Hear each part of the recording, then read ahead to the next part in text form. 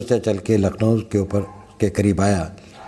तो उस वक़्त ये पता लगा कि अपने कोर्स से हट रहा है और वेस्ट की तरफ मूव कर रहा है। थोड़ी देर के बाद ये पता लगा कि कुछ चीज़ें अब नॉर्मल हैं और ये बातें जो थी वो क्राइसिस मैनेजमेंट ग्रुप के लोगों को पता लगी और फिर उसके बाद कार्रवाई शुरू हुई और जो भी लोग थे, कंसर्न लोग थे, उन लोगों को अलर्ट किया गया, एविएशन वालों को, इंटेलिजेंस वालों को, सिक्योरिटी वालों को। तो सब लोगों ने अपनी अपनी कार्रवाइयाँ शुरू की। प्लेन हाईजैक हो गया है तो जो मुश्किल थी वो तो क्राइसिस मैनेजमेंट ग्रुप थी जिसका मैं मेंबर नहीं था, इसलिए वो DIB साहब थे, मैं स्पेशल डायरेक्टर था IB के अंदर में। इसलिए उनकी मुश्किल सबसे पहले यही रही होगी कि इस प्लेन को किस तरह से हिंदुस्तान की सीमा से बाहर ना जाने दिया जाए और किस प्रकार से उसको रोका जाए। जब ये पता लगा कि अमृतसर में है तो किस तरह उसको अमृतसर में रोका जा सकता है, ये सबसे पहली मुश्किल प्रैक्टिकल टर्म में जब होने के बाद ये बड़ी मुश्किल थी। और उस समय कोशिश की, वो जो कोशिश थी नाकाम रही। जो काम होने चाहिए थे शायद वो नहीं हो पाए उस समय पर और इस कारण वो सबसे पहली मुश्किल थी जिसके ऊपर में विजय नहीं पाई जा सकी। और जनता का प्रेशर, मीडिया का प्रेशर ये था कि किसी न किसी तरीके से हम लोगों को, जो रूपेन कटियाल की किलिंग के बाद, कि इसको इन लोगों को सेफली वापस लाया जाए। तो पहला सामना मेरा उसी वक्त हुआ कि जब मुझे ये हुआ कि मुझे कहा गया कि मैं स्पेशल एयरक्राफ्ट से काबुल जाऊँ, वो कंधार जाऊँ। वहाँ पर जाने के बाद जो महसूस हुआ वो ये था कि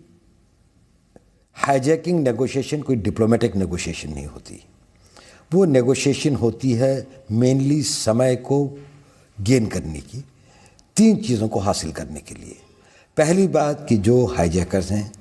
वो किसी भी यात्री को या केबिन क्रू को नुकसान न पहुंचाएं और इसलिए उनको बातों में उलझाकर हम समय को गेन करें। दूसरा होता है मकसद कि हम ज़्यादा से ज़्यादा समय अपनी सरकार को या जिस देश में हाईजैकिंग हुई है वहाँ की सरकार को मौका दें कि वो अपनी कार्रवाई के लिए तैयारियां शुरू करें, ताकि वो सोचें कि जो भी उनके रेस्क्यू ऑपरेशन है उसके रेस्क्यू की तैयारियां शुरू करें। और तीसरा मकसद ये होता है कि उनके साथ आप बातचीत करते हुए ज़्यादा से ज़्यादा इंफॉर्मेशन और इंटेलिजेंस गेन करें। उनका मोराल क्या है, फिज़िकल फिटनेस कैसी है, कितने लोग हैं, किस तरह के हथियार हैं, क्या उनकी रिक्वायरमेंट्स हैं, कितना उनका मनोबल मजबूत लगता है, क्या वो नुकसान पहुंचा सकते हैं और क्या हम उनको बातचीत के द्वारा टायर आउट कर सकते हैं और तब उपयुक्त समय के ऊपर में जो भी कार्रवाई हो वो की जा सके। ये नेगोशिएशन कोई डिप्लोमेटिक नेगोशिएशन या पॉलिटिकल नेगोशिएशन नहीं होती। ये एक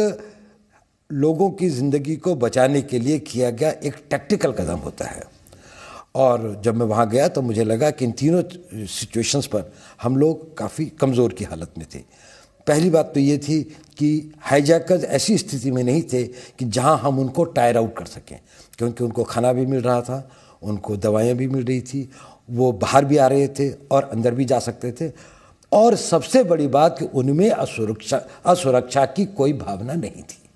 उनको ये कोई डर नहीं था कि इस ज़मीन के ऊपर में हमारे ऊपर में अटैक हो सकता है और हमारे को कोई भी आदमी ओवर पावर कर सकता है, चाहे वो बाहर से आने वाले कमांडो हों, चाहे वो यहाँ की सरकार हो या पैसेंजर्स ही हों। तो सबसे बड़ी मुश्किल जो कि नेगोशिएशन के लिए होती है कि अगर वो प्रेशर में ही नहीं है तो फिर आप उनसे क्या बात करेंगे, उन पर क्या दबाव डालेंगे। दूसरी बात ये कि हम लोग, जो नेगोशिएटर होता है वो कभी दबाव में नहीं होता, क्योंकि वो तो अपने होम ग्राउंड में होता है या सिक्योर ग्राउंड में होता है, जहाँ पर उसकी अपने सिक्योरिटी फोर्सेस का सपोर्ट होता है, टेक्निकल सपोर्ट होता है, लॉजिस्टिक सपोर्ट होता है। यहाँ पर हम लोग ऐसी पोजीशन में थे कि जहाँ पर हम लोग वल्नरेबल थे।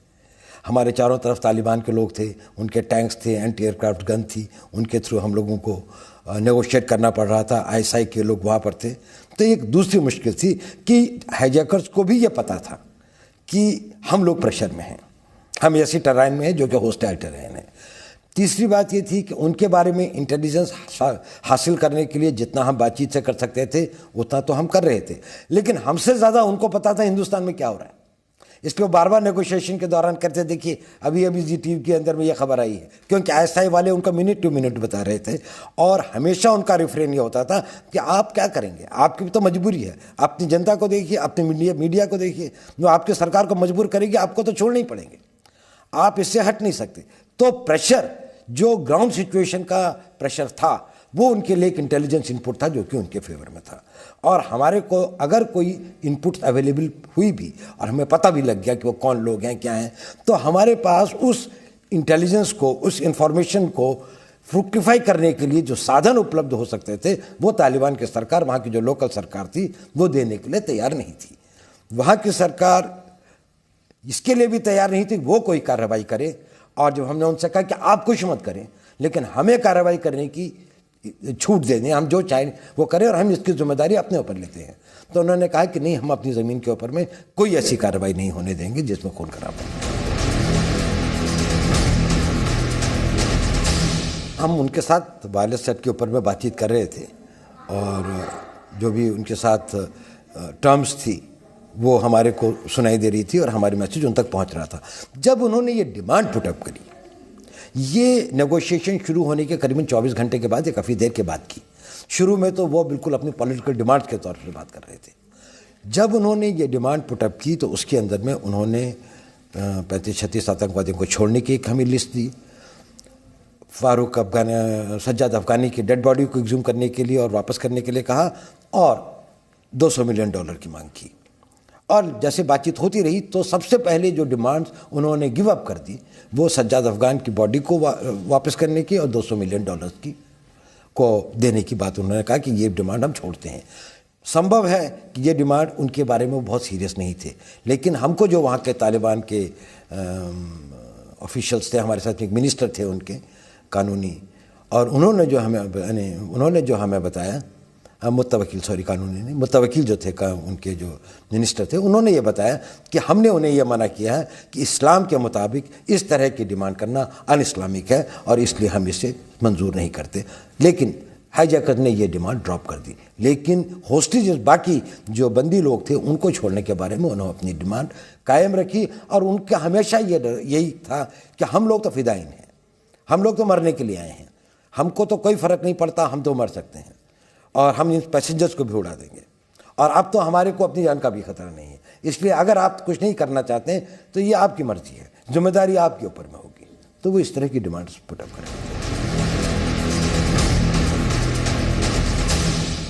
ये डिमांड कि वो किन लोगों को छुड़वाना चाहते थे, किस ग्रुप के थे, क्या उनकी पॉलिटिकल डिमांड थी, ये उन्होंने हमें काफ़ी देर के बाद बताया। शुरू में तो उनका यह था कि कश्मीर को छोड़ें,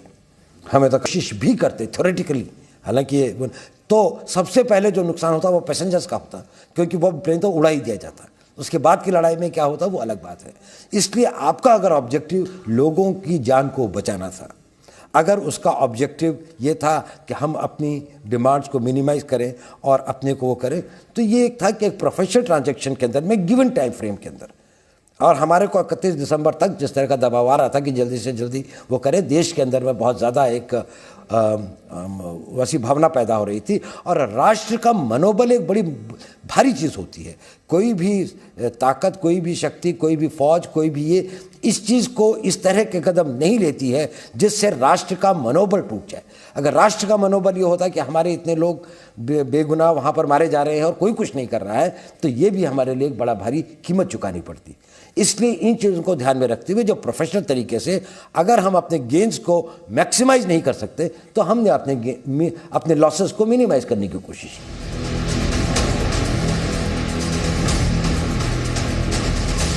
मलाल तो ज़रूर है, एज ए नेशनलिस्ट, राष्ट्र के सम्मान को, राष्ट्र के एक गौरव को एक वो लगा, इसका मलाल है। हम वो नहीं कर पाए जो कि एक हमारे शक्तिशाली राष्ट्र को करना चाहिए था इस हाईजैकिंग को रोकने के लिए, इस एयरक्राफ्ट को कंट्री से बाहर नहीं ले जाने के लिए। इसका एज ए नागरिक मलाल ज़रूर है कि हम लोग ये नहीं कर पाए। लेकिन इस बात का पर्सनल तौर से ये मलाल था कि जब ये हाईजैकर्स वहीं पर थे तो मैं हवाई जहाज़ के अंदर स्वयं गया था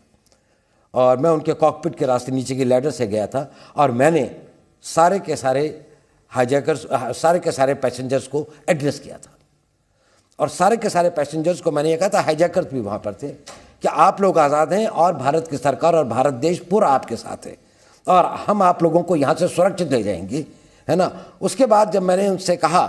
कि बोलिए भारत माता की जय या जय हिंद, तो उन्होंने रिस्पॉन्ड नहीं किया। मुझे इस बात का ज़रूर मलाल था कि ये लोग इतने डरे हुए थे और इनके अंदर में उस वक़्त में एक राष्ट्रीयता की भावना जितनी होनी चाहिए, तो नेचुरल था, शायद इतने समय तक कोई भी रहता तो वो होता। तो ये मुझे लगा कि जो हाईजैकर्स थे उनका मनोबल और उनको जो सपोर्ट था वहाँ पर ISI का, पाकिस्तान एक नेबरिंग कंट्री होते हुए, हम उनके साथ वायरलेस सेट के ऊपर में बातचीत कर रहे थे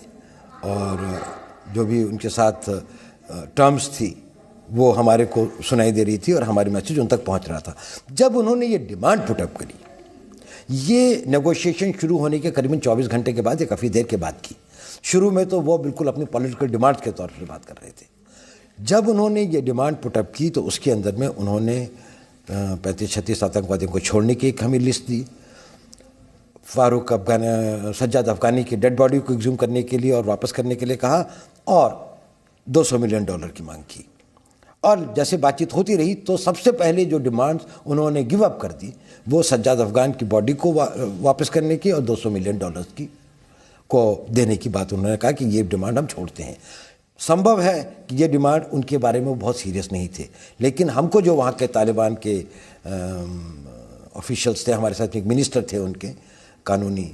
और उन्होंने जो हमें बताया, मुत्तवकील कानूनी नहीं, मुत्तवकील जो थे उनके जो मिनिस्टर थे, उन्होंने ये बताया कि हमने उन्हें यह मना किया है कि इस्लाम के मुताबिक इस तरह की डिमांड करना अन इस्लामिक है और इसलिए हम इसे मंजूर नहीं करते। लेकिन हाईजैकर ने ये डिमांड ड्रॉप कर दी, लेकिन होस्टेजेस, बाकी जो बंदी लोग थे, उनको छोड़ने के बारे में उन्होंने अपनी डिमांड कायम रखी और उनका हमेशा यही था कि हम लोग तो फिदाइन हैं, हम लोग तो मरने के लिए आए हैं, हमको तो कोई फ़र्क नहीं पड़ता, हम तो मर सकते हैं और हम इन पैसेंजर्स को भी उड़ा देंगे और अब तो हमारे को अपनी जान का भी खतरा नहीं है, इसलिए अगर आप कुछ नहीं करना चाहते हैं तो ये आपकी मर्जी है, जिम्मेदारी आपके ऊपर में होगी। तो वो इस तरह की डिमांड्स पर, ये डिमांड कि वो किन लोगों को छुड़वाना चाहते थे, किस ग्रुप के थे, क्या उनकी पॉलिटिकल डिमांड थी, ये उन्होंने हमें काफ़ी देर के बाद बताया। शुरू में तो उनका यह था कि कश्मीर को छोड़ें, हमें तो कश्मीर की आज़ादी चाहिए, कश्मीर को हिंदुस्तान का हिस्सा नहीं हो, वो इसी तरह की बातें करते जिनका कोई सिर पैर नहीं होता।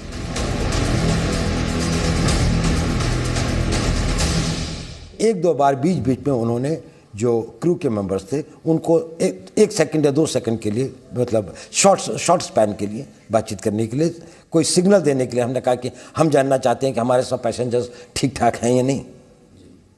तो उन्होंने कहा कि आप ये सवाल ये पूछ लीजिए, हम इनको दे रहे हैं, और उन्होंने कहा सब ठीक है। इस तरह के बीच में वो इंटरलूड हुए, लेकिन बाकी उन्होंने सारे के सारे कम्युनिकेशंस को टोटली मोनोपोलाइज करके रखा। एज ए प्रोफेशनल, ना आप झुकने की बात करते हैं और ना आप खड़े होने की बात, आप एक प्रोफेशनल तरीके से इसको देखते हैं। प्रोफेशनल चैलेंज ये था कि रूपेन कटियाल को मार दिया गया था, वो ऐसी जगह पर जबकि वो हॉस्टाइल टेरिटरी में नहीं, फ्रेंडली टेरिटरी में था, जबकि वो दुबई के अंदर में एयरफोर्स के एयरपोर्ट में था। यहाँ पर आने के बाद में उनके ऊपर में फिजिकल एक्शन लेने की कोई संभावनाएं नहीं थी।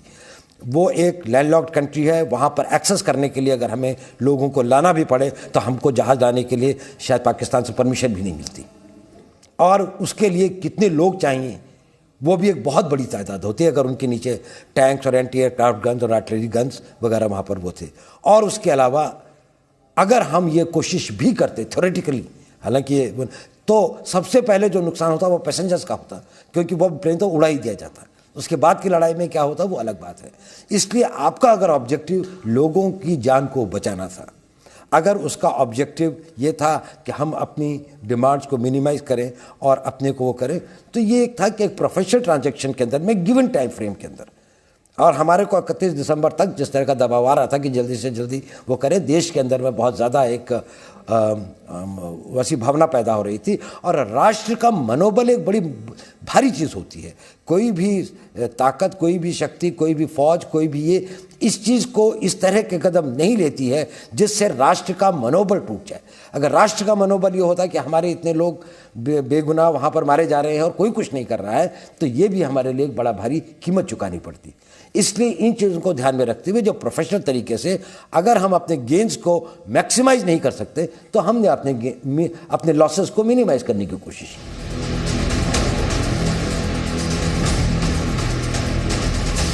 मलाल तो ज़रूर है,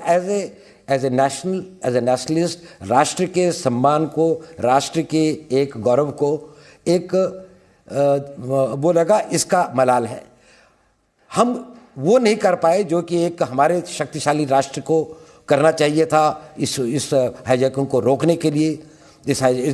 एयरक्राफ्ट को कंट्री से बाहर नहीं ले जाने के लिए। इसका एज ए नागरिक मलाल ज़रूर है कि हम लोग ये नहीं कर पाए, लेकिन इस बात का पर्सनल तौर से ये मलाल था कि जब ये हाईजैकर्स वहीं पर थे तो मैं हवाई जहाज़ के अंदर स्वयं गया था और मैं उनके कॉकपिट के रास्ते नीचे की लैडर से गया था और मैंने सारे के सारे हाईजैकर्स, सारे के सारे पैसेंजर्स को एड्रेस किया था और सारे के सारे पैसेंजर्स को मैंने ये कहा था, हाईजैकर्स भी वहाँ पर थे, कि आप लोग आज़ाद हैं और भारत की सरकार और भारत देश पूरा आपके साथ है और हम आप लोगों को यहाँ से सुरक्षित ले जाएंगे, है ना। उसके बाद जब मैंने उनसे कहा कि बोलिए भारत माता की जय या जय हिंद, तो उन्होंने रिस्पॉन्ड नहीं किया। मुझे इस बात का ज़रूर मलाल था कि ये लोग इतने डरे हुए थे और इनके अंदर में उस वक़्त में एक राष्ट्रीयता की भावना जितनी होनी चाहिए थी वो नेचुरल था, शायद जितने समय तक कोई भी रहता तो वो होता। तो ये मुझे लगा कि जो हाईजैकर्स है उनका मनोबल और उनको जो सपोर्ट था वहाँ पर ISI का, पाकिस्तान एक नेबरिंग कंट्री होते हुए, पाकिस्तान एक सिग्नेटरी होते हुए यूनाइटेड नेशंस के एंटी हाईजैकिंग लॉज के बारे में, उन लोगों को इतनी पनाह और इतना वो दे रहा था और हम पाकिस्तान को डील नहीं कर पाए इफेक्टिवली। और उसके बाद की बात घटनाओं पर जो घटनाएं होती चली, पाकिस्तान ने हमारे को ब्लीड किया। इस बात का मुझे ज़रूर दुख है कि वो घटना अगर हो भी गई तो हमें 2 कदम ज़रूर उठाने चाहिए थे। एक तो पाकिस्तान के खिलाफ मजबूत कदम और दूसरे 3 लोगों को उन्होंने छुड़वाया ज़रूर, लेकिन 33 लोग ऐसे बच गए थे जिनके के लिए डिमांड हुई थी और जो हमने नहीं छोड़े थे। शायद हम अपने कानून में ऐसा परिवर्तन कर सकते थे और हमें करना चाहिए कि अगर कोई आदमी बंदी हो और उनको छुड़ाने के लिए किसी ने प्लेन को हाईजैक किया या किसी को किडनैप किया, तो उन लोगों के लिए जो प्रिज्यूम हो, ये कानून प्रिज्यूम करेगा कि वो लोग टेररिस्ट हैं और वो गिल्टी हैं। अपनी इनोसेंस प्रूव करने का ओनस उन पर होगा, पुलिस के ऊपर में नहीं। तो कम से कम उसके आधार पर हम उन्हें सज़ा दिलवा पाते हैं। शायद अभी भी उनमें से कई ऐसे लोग हैं जिनको कि हम सज़ा नहीं दिलवा पाए हैं। अगर उनके सामने ये उदाहरण बनता भविष्य के लिए कि अगर हमारे लोग नहीं छूटे,